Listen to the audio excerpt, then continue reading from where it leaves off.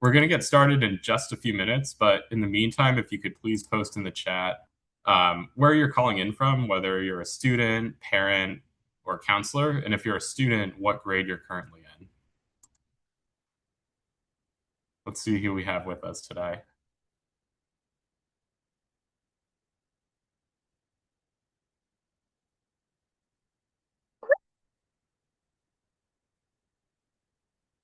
All right. We have a student from the Philippines in ninth grade. We have an eighth grader from India. I see a 10th grader from Kazakhstan, a freshman from the United States, sixth grader from India, Germany, Ethiopia, a sixth grader from China, a sophomore from the United States, an Italian student from in the ninth grade, an 11th grader from Syria. I see a first year from England, Zambia. Wow, really international crowd today. Thank you. Yeah, thank you all for joining us. We're super excited to share about this essay award with you. I'm gonna present, as I'll mention, just for about 35, 40 minutes. And then if you do have questions as we go, please put them in the chat just so that we can kind of address them during the presentation. And then we'll have maybe a few minutes at the end just to kind of review some of them. But yeah, welcome and thank you so much again for taking the time. I know it's a Sunday. I know people are busy. It's probably final exams for a lot of you or close to it, so thank you, or at least major assignments in the semester in April. So thank you so much for taking the time today. All right, so we're going to go over the Lumiere Scholars Essay Award, and this is kind of a workshop about tips and guidelines for writing a winning essay. So this is something that we hope that you'll keep in mind if and when you hopefully decide to enter our competition. We're going to share a lot about the award itself. We're going to talk about the judging criteria, understanding what the prompts are, using evidence to make a well-argued essay, finding credible academic sources, as well as AI and originality. I know that's a big question for students today, as well as writing style, and just finally submission guidelines and formatting. But first, I wanted to quickly introduce myself. My name is Kevin March. I'm a program director at Lumiere Education. I'm also a PhD candidate at Boston College studying history. I study colonial history, namely interactions between Native Americans and Puritans in the 17th century. I did my bachelor's at Cornell University, where I also studied history, and then I went up to McGill and got my master's in history. So all of that's to say that, I'm pretty passionate about research, certainly history, but in other fields as well. I've also been an educator for about 10 years now. I've taught in classrooms, I've worked with students one-on-one, and now I work with Lumiere, kind of helping the next generation of researchers and scholars really launch their journeys. So really excited to be here today. I'm really excited to share research opportunities with you. I will also say that when I was in high school, I entered my own competition. It was basically a similar kind of essay writing competition. I wrote about basically Ukrainian resistance movements during World War II. It was my first real chance to write like a serious research essay, and I ended up getting recognition for it. I sort of, really that kind of really shaped my interest in like majoring in history at Cornell, and then obviously I'm a PhD candidate in history today. So all of that's to say that doing something in high school and really starting your own research journey in high school can be really important. And I think it really shaped my life, and it can potentially shape your lives as well in so many ways. So a little bit about Lumiere Education. Basically, Lumiere Education is a one-on-one research mentoring program. So we match high school students and others as well. We have a middle school program with PhD candidates, and basically you work together on a research project in the field of the student's choice. In the 2024-2025 academic year, we had over 9,500 applicants, over 2,200 mentors in our network, and over 23,000 mentoring hours. So we're definitely a pretty large, we work with a large number of students each year. The two numbers I'm most proud of, though, are the two at the bottom. So we had students and mentors from over 143 countries, which is about 3/4 of the total worldwide. So we're extremely global in our outreach and extremely global in our scope. We work with students regardless of where they live, where they come from. And the second thing that I'm super proud of is our financial aid. So we offered $750,000 in financial aid last year, supporting hundreds of students for our program. So we're really committed to making research accessible and, basically making it as global and as accessible as possible, especially for applicants with financial need in this case. So a little bit about the Lumiere Scholars Essay Award. So Lumiere was founded by researchers at Harvard and Oxford, and basically we wanted to help students who were really wanted to get serious about research and have the chance to do serious research on their own. The Lumiere Scholars Essay Award sits alongside these programs that we have. Basically, it's an invitation for high schoolers to really examine issues that matter to them across interdisciplinary lines. We'll talk about how it sort of how the prompts look and how they invite you to do that. We hope that they test, you test your own assumptions about the world and really write papers that are rigorous and basically well argued. We really intend to celebrate like rising thinkers. We want to spark dialogue and basically continue our mission of supporting and empowering the next generation of researchers. So the award's entirely free to enter. We want to make it as global and sort of equal as possible in terms of opportunity. So strongly encourage you to enter our award or to enter the essay competition, regardless of whether you win or not. So the Lumiere Scholars Essay Award, we had over 2,000 entries in 2025, 111 countries represented, and we offered $700,000 in scholarships through this program. So really, really fun to see. We had a huge global outreach, and I think we engaged many students. We hope to engage even more this time in 2026. So for the Spring 2026 awards, we have a number of awards. Starting at the bottom right, we have the Rising Scholar Award, which is a $250 scholarship to any Lumiere program. Building up, we have the Distinction Award, which is a $500 scholarship. The Excellence Award is $750 scholarship. The Honorable Mention Award is $1,000. And then we have 3 Bronze Awards, which is a $1,350 scholarship to any Lumiere program and a $300 cash award. We have 2 silver winners with a $2,000 scholarship and a $500 cash award. And we have one gold winner with $1,000 cash and a $3,190 scholarship to any Lumiere Research Scholar program. So these are, of course, we're excited about, offering these awards. If you do win, you're always, you're welcome to put it on your resume as well. Or if you do receive, one of the Excellence or Distinctions or Rising Scholars Award, we hope that, you celebrate this recognition. I will say that, basically, even if you don't win the award, it's still a really good learning opportunity, something that you can be proud of. Hopefully, engages you in the writing process and engages you with thinking about a question and something, very seriously, and beginning that academic journey for sure. Okay, so a little bit about our judging panel. I wanted to say a word about who's actually going to be judging our essays.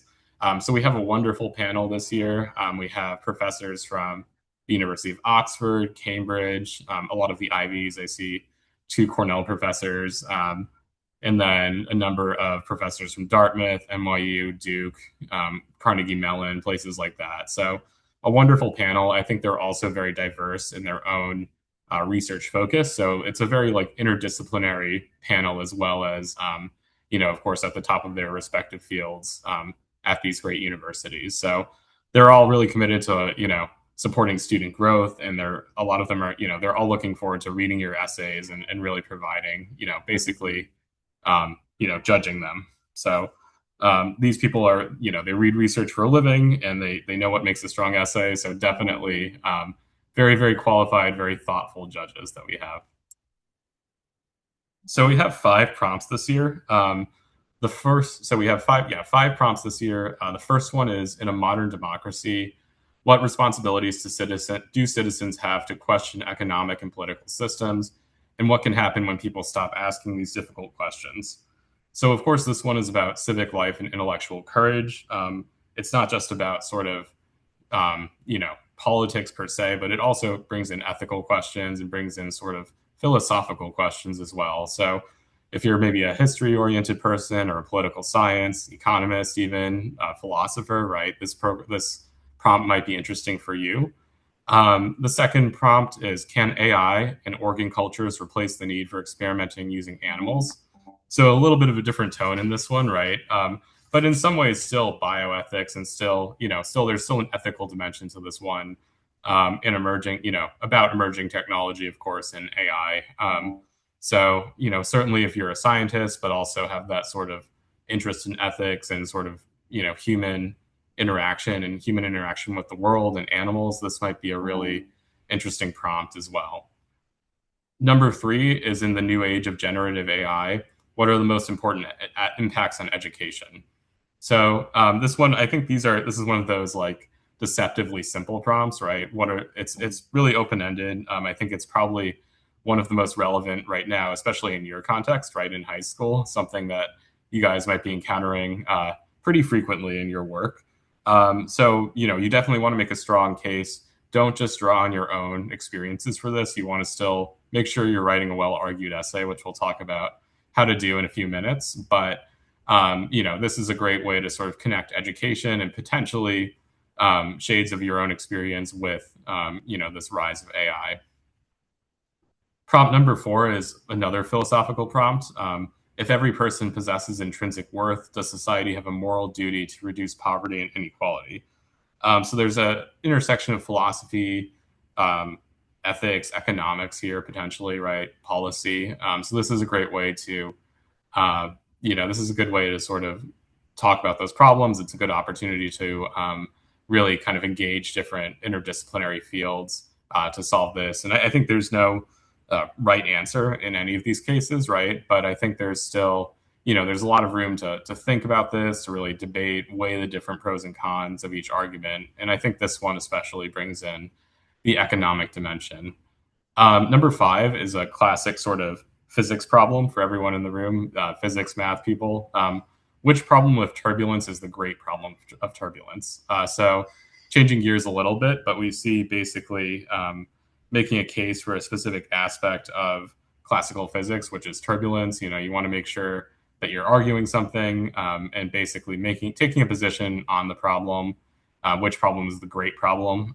So lots of ways to answer this as well, but maybe a little bit more of a focus on physics and math. All right, so I want to hear from you all again. Which problem or which prompt is the most interesting to you and why? So you can drop it in the chat. We have modern democracy, we have AI and organ cultures, we have education and AI, intrinsic worth and moral duty, and then finally the problem of turbulence.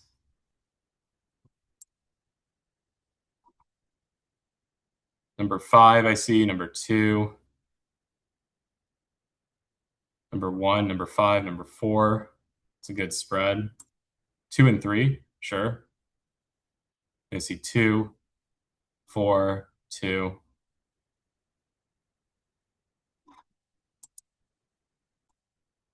One and three.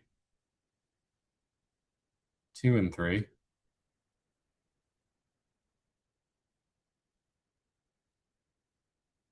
Wow, that's a good spread. I'm actually a little bit pleasantly surprised. Sometimes students gravitate towards number three and they sort of jump on. Not that three is bad or anything, but everyone sometimes in the past we've had students who are like, we have to do number three. But I see a great spread that today. I think it's there are different ways. They're all compelling prompts, and I think you can write a really good essay about any of them. So really cool to see kind of that diversity of interests and prompts that speak to you. Okay, so I wanted to talk about the judging criteria a little bit. So there are five major categories of judging criteria. We have originality, analysis, evidence, structure, and presentation. So originality is key, and we'll talk about this a little bit more, especially with AI in a few minutes and use of AI. But judges want to see a really distinctive viewpoint. They want something that makes them pause and think, especially if they are reading a lot of entries. So you want to pick an angle that's genuine, that's original, maybe potentially out of the box a little bit. That's never a bad thing as long as it's still answering the prompt and still, having that, basically answering the prompt and taking a stance on the question. Having an original answer is usually good. And that's something that, overusage of AI can potentially short circuit as well. So something to be wary of there. The second thing is analysis. So we want to see depth, right? How deeply have you dug into the topic? Definitely don't just plop evidence into each paragraph. Like, you can use evidence, and you should be using evidence from credible sources, as we talk about. But the thing to do after that is to analyze that evidence and not just kind of leave it there for the reader to sit. You have to show you've connected to your argument and show how it supports your own claims. Evidence is number three, as I mentioned. So you want to back up everything with credible sources. We're going to talk about what those sources are in just a few minutes, but everything should be substantiated. We want to use credible sources that are, again, integrated into your paper, right? Not just kind of left there for the reader to interpret. Number four is structure. So we want a logical organization, clear progression of ideas, and smooth transitions. So definitely make sure that you have an essay with a beginning, middle, and end. The thesis should go in the first paragraph. There should be body paragraphs that support each claim, and hopefully have topic sentences as well as transitional sentences at the end. The evidence should be in those body paragraphs predominantly, and then a conclusion that sort of wraps everything up and reiterates your major claims and maybe points ahead to future ideas or future reading, or not readings, but future directions for research. And the fifth thing is presentation. So we want essays that are not only original, analytical, evidence-based, and structured, but they should have they should be edited. They should be grammatically correct with precise academic language. Definitely don't use contractions or anything that's informal language or slang. Definitely take the time to reread your essay. I like to read my essay backwards.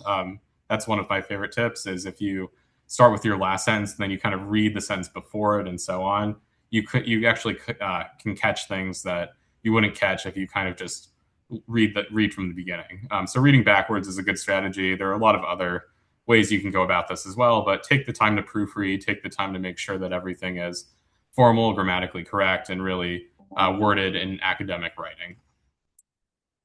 So let's talk a little bit about building strong arguments, right? This is something that we just talked about as a judging criteria. So it's fair to ask, like, how do you do this, right? How do you build a strong argument? So there's a writing process that I think works pretty well for this.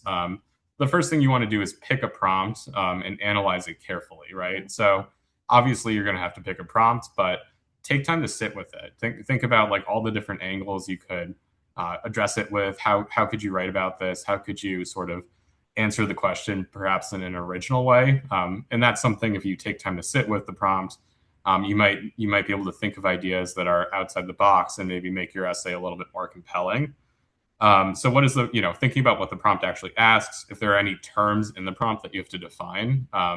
These are things that you would really want to think about, and what assumptions maybe are baked into the question as well. Sometimes challenging those assumptions within the question is a good way to be original. The second thing, you want to select key perspectives. Definitely showing, picking perspectives and picking evidence that is scholarly, that is basically based in peer-reviewed journals. That's going to be key. So, you can read widely, and if there are, I wouldn't say like steer completely clear of perspectives that are not peer-reviewed, but ultimately the sources you want to use should be peer-reviewed and very much in the scholarly vein.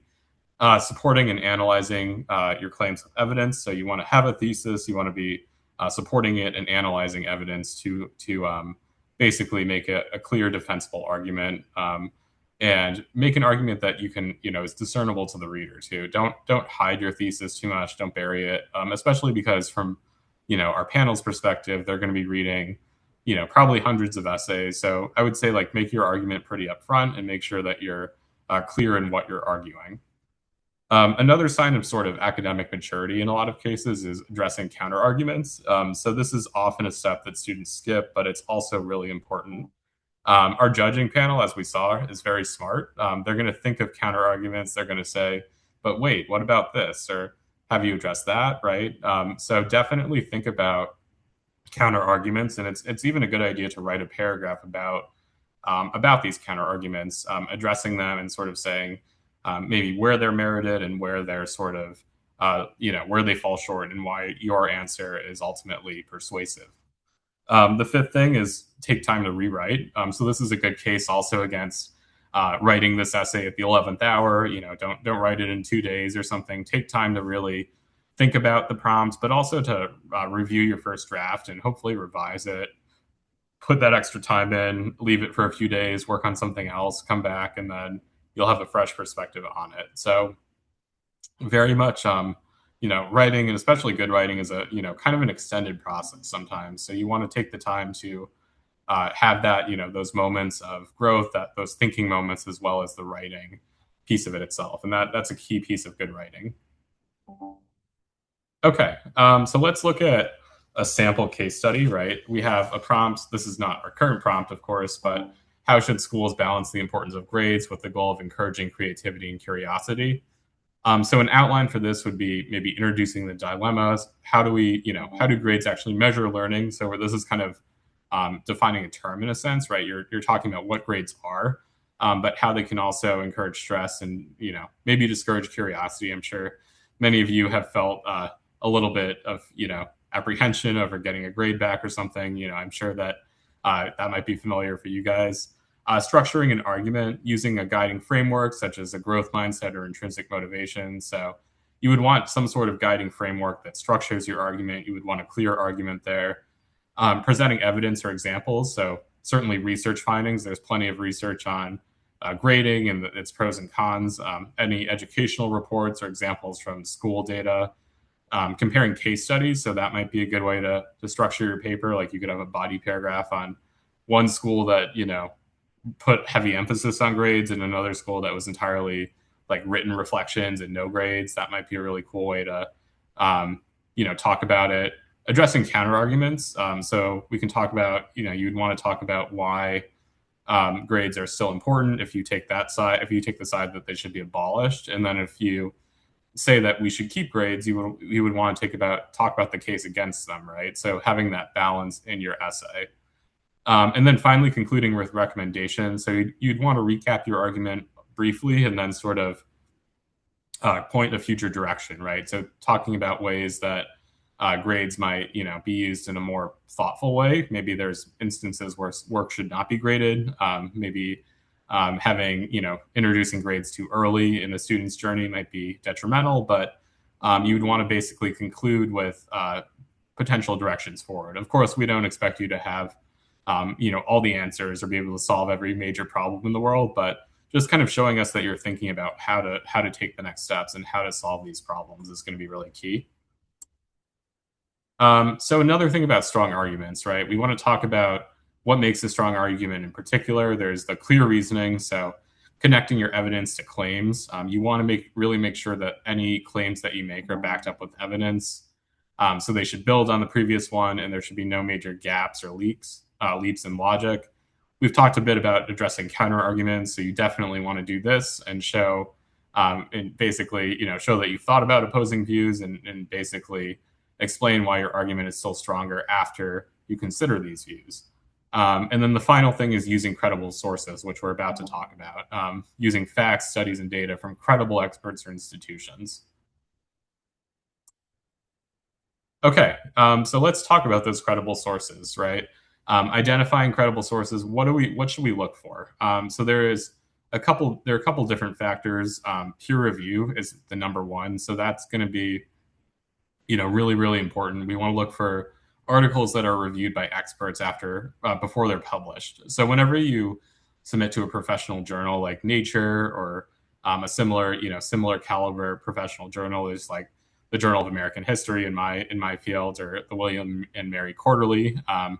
Your article submission is going to be reviewed by experts in your fields, and they'll basically give detailed feedback about whether it should be published, what needs revision if it's going to be published, So it's basically an assessment of your work before the journal publishes your article. And this process can take a long time. It can take months. It can take a year for things to get published because of that rigor. So you want to look for peer-reviewed journals, and that those are kind of the gold standard of sources. You want to look also for author expertise. An author might be really smart, but maybe not qualified to necessarily write about a certain topic, or less qualified than you might expect. So there are PhD holders, university professors, recognized experts in their own fields. That can be really important. The publisher's reputation, you want to look for trusted publishers or official organizations. So any university press is a good bet. And then, statistics from official bodies like the US Census Bureau, the World Health Organization, places like that are going to be, very trusted publishers. Source purpose. Ensure the source is objective and research focused, not opinion driven or promotional. There might be academic papers. You want to look for those. We've talked about peer review, academic expertise, publisher reputation. There are some advocacy websites out there. If you're making a claim about, if you're writing about, I think, prompt number one, and then you're making a claim about voting, there might be a website out there that's all about getting people mobilized to vote, right? And they might have good research stuff, good articles and stuff that's well researched, but it's all going to be advocacy for getting people to vote, right? So it's going to be biased in that way. Recency and up to date, so you want to look for articles that are relatively recent in most cases, with up to date information, especially if you're writing about AI or a newer topic. That's going to be key. Evidence support, you want data-backed reference claims with citations. So they should have stats, experiments, reference studies. So a references list at the end is going to be, a pretty telltale sign of a strongly, supported article with evidence. And then finally, transparency. You want to have clear methodology and sourcing. Any serious article is going to have this. And then a detailed explanation of the research methods there as well. Okay, we're going to play a game. So I want to hear in the chat from you guys which sources you think are credible or unreliable. So let's start with Wikipedia. Do you guys think this? Do you all think this is credible? Do you think this is unreliable? Why or why not? Unreliable, I see. No. Unreliable, I see unreliable. People can edit it. Yep, that's a good point. Heavily opinionated. Anyone can change the data. Unreliable. See, no, no, no. Heavily opinionated. Okay, unverified. Yep.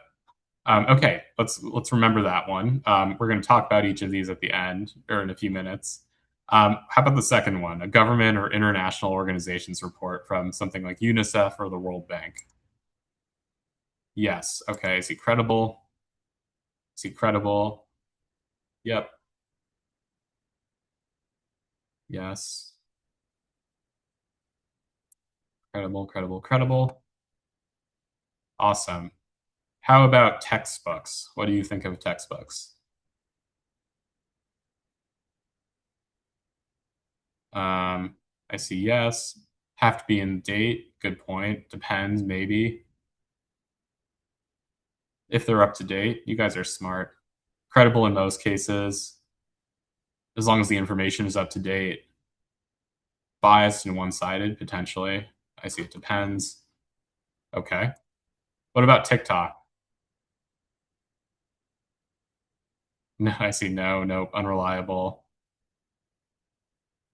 I see no, no, no, maybe. AI misinformation, not credible, usually biased. Okay, unreliable. Yep, false information.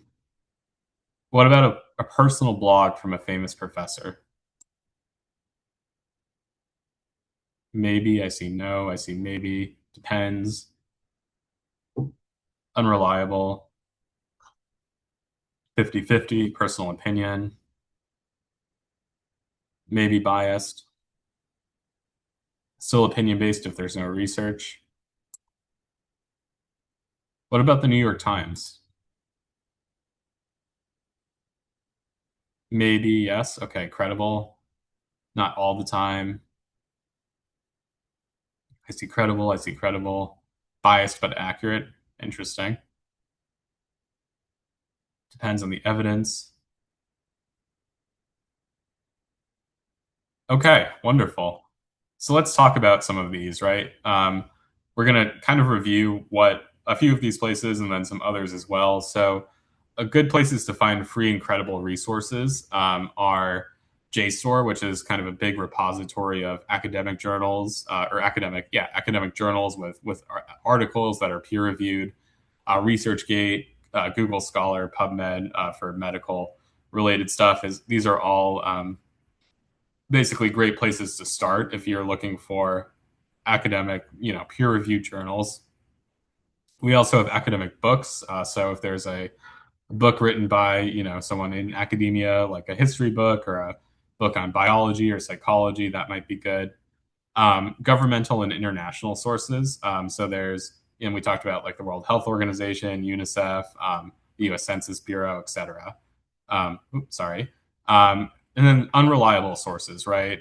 So we have personal blogs. I think this was one that, basically engendered a little bit of debate in the chat. We have, so personal blogs, even if they're written by someone really smart, like a professor, typically are unreliable sources. I wouldn't say ignore them completely, but they should never be the core of your argument. Wikipedia is a good starting point. Sometimes it has a nice summary of stuff, and you can look in the footnotes for citations. But I would never cite Wikipedia as a source in itself. It's unreliable, as many of you mentioned. It can be edited by others, and then social media is really never a good idea, whether it's TikTok, Instagram, etc. Biased advocacy sites, we talked about this a little bit, definitely not reliable. Non peer reviewed or opinion articles without evidence. Any opinion articles are not going to be reliable. And then finally, news outlets. I will say organizations like the New York Times, the Washington Post, they have relatively high standards. And if you want to, cite something as kind of a secondary source or a secondary, piece of your essay, that would be okay. But they should never be the core of your argument or the core of your evidence at all. They might be like if there's a quote at the end you want to cite or some little like, cherry on top, so to speak, right? That might be nice, but it shouldn't be anything like the core of your evidence or data. So a little bit about citations. When should you use citations and how should you use them, right? Citations are a big part of evidence. They're a big part of peer-reviewed, peer review or peer-reviewed articles, right? That's kind of built, these are built on facts. They're built on statistics and data. So whenever you use anything factual, statistical, or data related from a specific source, you definitely want to cite that. If you quote or paraphrase someone else's ideas, definitely cite it. Even if you're paraphrasing, you should cite it. There have been examples of academics getting in trouble with, for just paraphrasing something without citing it. So, good practice to build in early is to do that. When you refer to theories, models, or academic arguments, right? So if it's someone else's theory, someone else's model, or an academic argument drawn from another source, you should always cite that. So how do we do this, right? We want to use MLA 8th edition format with a full reference list at the end, and then parenthetical citations following any information or quote. So if you're citing data from a study, it might be Smith, page 452. It might be, Johnson, 312, right? It can be anything like that in parenthetical citation. And you want to make sure that the citations match up between the in-text and the reference list. So just a quick guide to this. We talked about we're going to use MLA 8th edition for this competition, right? So don't use Chicago, don't use another style. So academic journal articles, if there's, you should have both the in-text citation and then the reference list entry as well. So this would be Smith et al. Smith and all 452, and then the footnote or the full citation at the end in your reference list would be this, right? Smith John, climate change effects, nature, climate change, blah, blah, blah, and then the full page numbers. There are a lot of great resources online to find how to do these citations. There's like the Purdue website. There's other things you can enter. I will say if you're kind of inputting into any sort of services that create reference lists, you should always check them. So make sure that you're checking and making sure that the citations are correct. So you can use something to help you make the citations, but definitely double check the work, right? And you can see these are like how to do books, right? So Johnson 23, and then we see the full citation here. And then a government report would be like this, and a World Health Organization or a website would be listed this way, right? So you don't have to memorize this or anything. This is all pretty readily available online, but definitely definitely take the time to do the 8th edition citation, 8th edition MLA citations, and make sure to check your work as well. So a little bit about writing style. We definitely want to have clear and formal writing throughout. So to that end, we're looking for well-reasoned, research-argumentative essays rather than original research papers or personal stories, right? So these are argumentative essays. That's something to highlight. They should be researched. They should be well-reasoned, but they're not. We don't expect original research, and we also aren't looking for personal stories or sort of, maybe your experiences with AI or something like that, right? We want to have you answering the prompt in basically a thoughtful way, but making an argument, basically to answer the prompt. So, to that end, we want you to use formal academic language. We want to have a clear essay structure with the introduction, the body, and the conclusion. Keeping your writing concise and to the point. Using active voice, ensuring logical organization throughout the essay. So things to avoid are using slang or casual expressions. Don't use like common slang or anything like that. Try to avoid being wordy. Sometimes I think that students, not you guys, but sometimes students, I think that being wordier makes you sound smarter or something. It really isn't helpful for anyone. Maybe you get like it's hard for the reader. It's hard for sometimes the writer to keep their own train of thought, things like that. So try to avoid being wordy. If you can be clear, clear writing is good writing. So skipping contractions, shouldn't be informal. Don't say don't, can't, won't, things like that.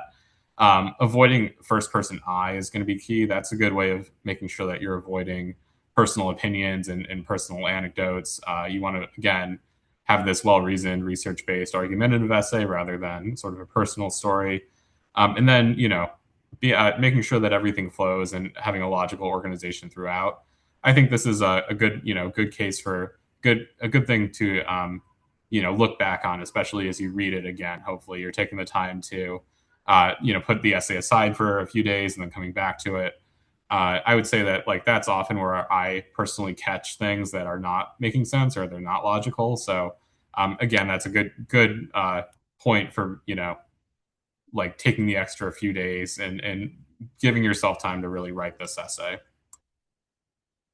Okay, so let's talk about just a sample statement. We can't go through every type of possible sentence, but let's kind of dissect a sentence about that you might find in a research paper. So people today really need stronger rules about pollution because it's harmful and makes people sick. Research shows it's a serious problem. Okay, so what do we think? Why is the statement maybe not so good for a persuasive argumentative essay? Seems like personal opinion, contractions, I see vague, no evidence, not specific, does not mention a source, too common, haven't given evidence, informal, personal. Yeah, so I think y'all nailed it. So, there are a lot of problems with it. As you said, the language is informal. I see they do mention research, right? But they don't say what research. There's no citation. It's kind of interjecting a personal opinion to an extent as well. So maybe a better sentence would be environmental regulation should be reinforced to reduce the serious health threats linked to pollution. Studies demonstrate that greater pollutant exposure is associated with higher rates of respiratory illness. Smith 102, right? There's the citation. Thus, strong policy measures are necessary to address these public health concerns. So you can see it's two sentences, right? It's making a claim supported with evidence, and then actually connecting it to the argument in the second sentence, right? So that's a much stronger example of academic writing. A quick word about AI and originality. So we want your ideas, your arguments, and your analysis to be created by you. So we don't want you to copy from others, including AI. We want to express your thoughts and you're allowed to express your thoughts and your own writing style in words, even when referring to existing research. That's something that makes your essay original and makes it yours. Don't imitate other people's language, structure, or insights too closely. And originality basically means bringing your own fresh perspective or interpretation, not just repeating what others have said. Independence, likewise, is you should be responsible for every step of your essay, from the initial research and planning to drafting and eventually revising your essay. You shouldn't depend on others to really help you in any substantial way or shape your essay.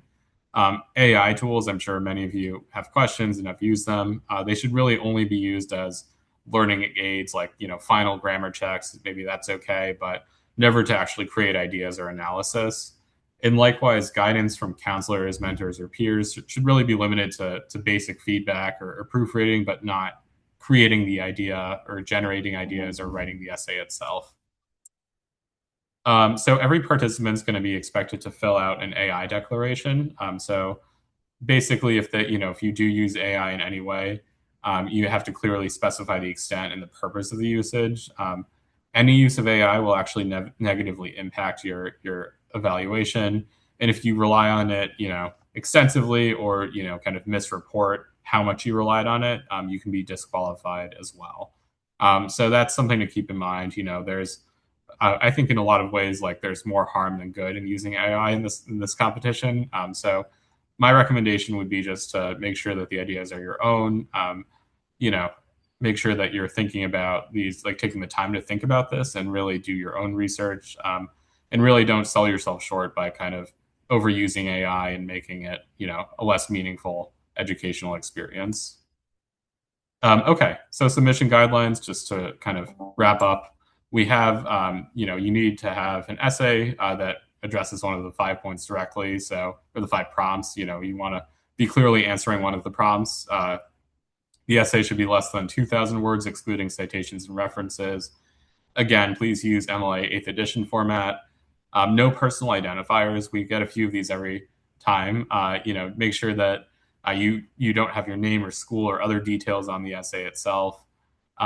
Make sure to proofread your essay, include the AI usage declaration form or the AI submission form, and then submit your essay by April 26, 2026. So you have about a week to do this. Again, it's a well-reasoned essay. You have time. You have hopefully next weekend to write this, and during the week maybe to think about it as well. All right. Thank you so much for your time. Special thank you to all of our, all of our students joining us from across the world. Best of luck to everyone. I think it can be a really meaningful experience, hopefully a good learning experience. And, it's wonderful if you win an award, but if not, I hope that you learn something. I hope you get to explore a problem and a question that's meaningful to you, and really, begin your own research journey as well. So thanks again for your time.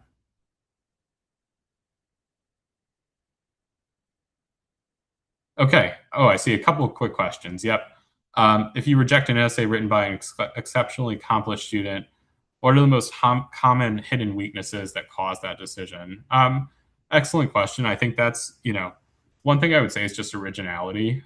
That's something that, if you want to think outside the box and take that extra few hours to really think about it, sometimes there are great essays that are well structured, well argued, but they just don't stand out because they lack relative originality. So thinking outside the box is really important, and having that insight is really, taking the time to think about a problem in a new way, and maybe challenging the premise of the question is a good way to do that in some cases. Does personal survey data count as accurate, as in a survey created by me, answered by a large amount of people? I would say that we this is not a research essay, so we want to basically be not, that might be great for another project that you're doing, but it's probably not the best for this competition. You'd want to be using peer-reviewed work that we talked about. You're not doing your own research in this case. How do judges balance originality with adherence to the competition's formal criteria when evaluating essays? Another good question. I would say that I think judges really look for originality, so that's going to be a priority for them. I wouldn't say, as long as you're broadly answering the prompt, I think you're going to be in good shape. And then, if you're taking, please just, like, originalities can be undercut if you're not citing things, if you're, going way over or under the word limit. So as long as you're staying, meeting the other parameters of the competition, and then, answering the prompts like pretty clearly, even if it's in a unique way, that's fine. So I think originality can really help you stand out, but just make sure you're meeting the other criteria as well. So being original basically doesn't mean that you get to throw all the criteria out the window, right? You still want to be answering the prompt, you still want to be citing stuff, you still want to be staying within the 2,000 word limit, and you know meeting all those criteria, anonymizing your paper, things like that. Okay. Wonderful. Well, thank you all so much for your time. Best of luck to all of you. I hope that it's a valuable learning experience. I think it was certainly for me. When I was in high school, writing an essay was and entering competition was good. It tested my thinking. It really helped me grow and begin my scholarly journey. So, best of luck to all of you, whether you win or not. I hope you have a really impactful experience and you continue to grow. All right. Have a good rest of your Sunday, everyone.